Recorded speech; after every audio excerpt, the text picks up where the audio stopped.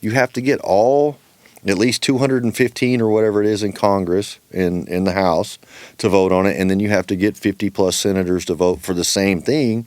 And that's not easy to do, to get all those people, 400 people. It's like herding cats, trying to get everybody to have the same opinion. So if you're going to go out there and oppose Trump and there's only like one or two of you, you're going to get primaried the next time. And what did you accomplish? You didn't get anything done.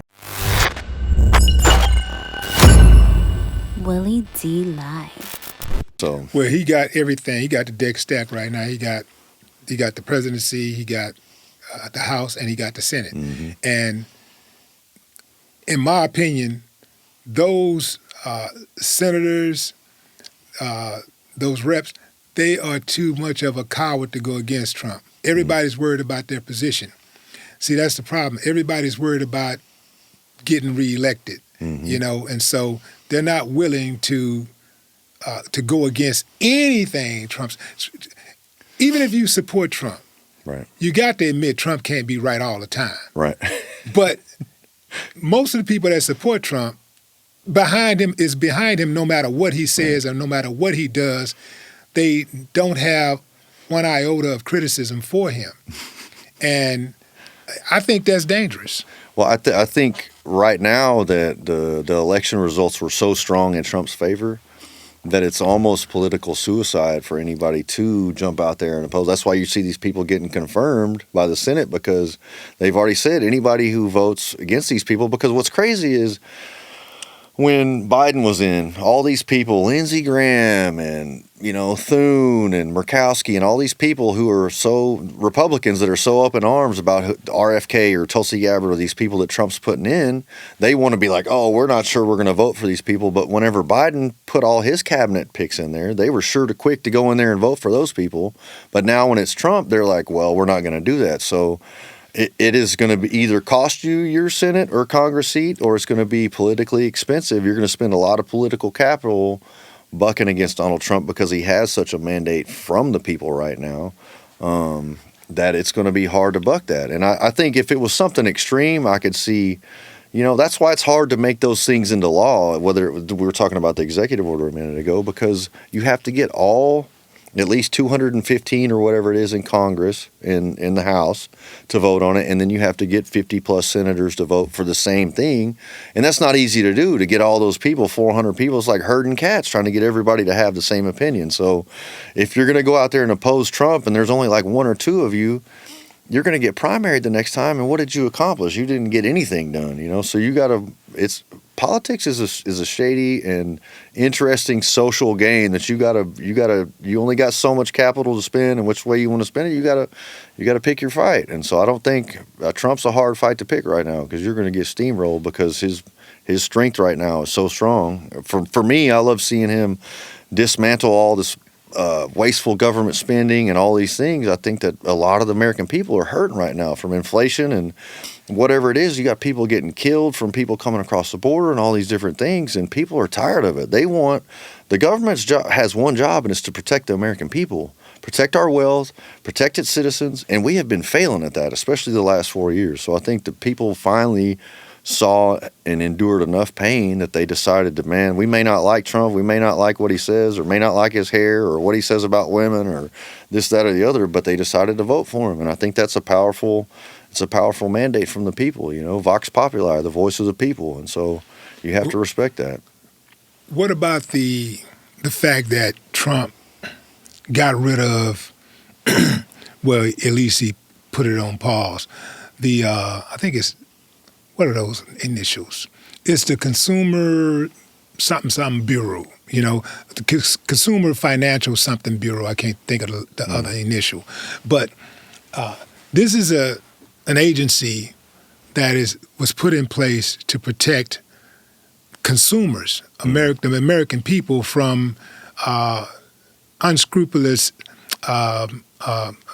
business practices from financial institutions. They're the same people who went and got $1 billion+ for consumers after Wells Fargo and Bank of America was playing games with people's accounts and stuff like that, and overcharging people these fees and things. They went and got the money for us. Like, they get their money by collecting money for us and helping us. Right. So this is an agency that helps the people. Why get rid of an agency like that? That agency is not hemorrhaging any money. That agency is not costing the taxpayers anything. Why get rid of an agency like that? And I don't even think that Trump even has the constitutional right to get rid of that agency because it's an independent agency. See, I'm not familiar with exactly the agency. When you're saying that, I'm thinking about the way the FDA and the CDC behaved during COVID. And I think about there's a lot of these agencies that are put in place to protect the American people, and they got politicized, like the DOJ, like the FBI, and all these things that are supposed to be non-political.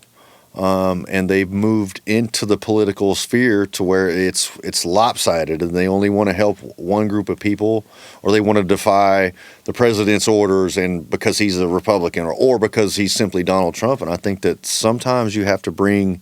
There's supposed to be three branches of government: the judicial, the courts, the legislative, which is Congress, and then you got the executive, which is the presidential office. But somewhere along the way, we came up with this fourth branch of government, which is the bureaucracy, which is these unelected officials, whether it's like the CDC, the FDA, and all these other people that answer to nobody.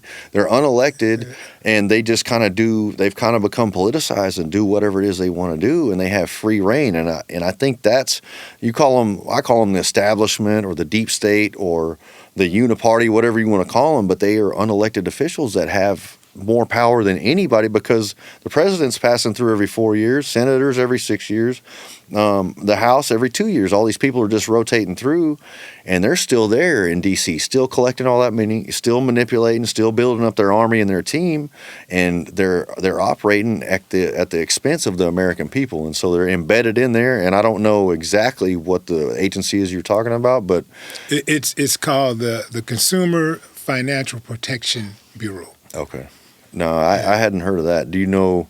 I do think that if there's something to it, because I do believe in my heart, and I may be wrong, but I believe that President Trump wants what's best for all American people, not just a select group of American people, and certainly not the rich people. He wants to try to do what, if that is going away, I would assume that there's going to be another agency, just like he says he's doing away with the Internal Revenue Service, and he's going to create the External Revenue Service. He's like, why are we taxing the hell out of our citizens when we should be taxing all these countries for selling goods in America? Or they're going to create the External Revenue Service, which is going to fund the government by charging other countries taxes on all their goods. So, do you really believe, really believe, that Trump is going to get rid of the IRS? Do you really believe? Do you understand how many trillions of dollars we're talking about here? Trump ain't got that kind of power. As bad as he is, and as much as he do what he want to do, we all know that the buck don't stop with Trump. Even if you look at what's happening right now with Elon Musk. Elon Musk's son just told Trump to shut the fuck up. Did you see that? No, I didn't see that. Elon Musk's little ex was in the Oval Office, and he told Trump to shut the fuck up. I heard him say that to the reporters. He said, "You're not even the president." And this is why Elon Musk was holding a press conference in the Oval Office. Yeah. Elon Musk is not an elected official. No. Why is he holding press conferences in the Oval Office? And the president of the United States, on paper, is just looking, and he's mute the entire time. And the little boy, who is a fraction of his age, is putting him in check. Now I did see the little boy. He was on his shoulders when he did it, because I did see this. No, he was on his shoulders at some point, but the little boy was on the floor, standing on the floor next to Trump, right at Trump's desk at the Oval Office. In the Oval Office, right at his desk, right on the corner. And the little boy, and he looked like he meant that shit too. He looked a little aggravated. He was like, "You're not even the president. Shut the fuck up."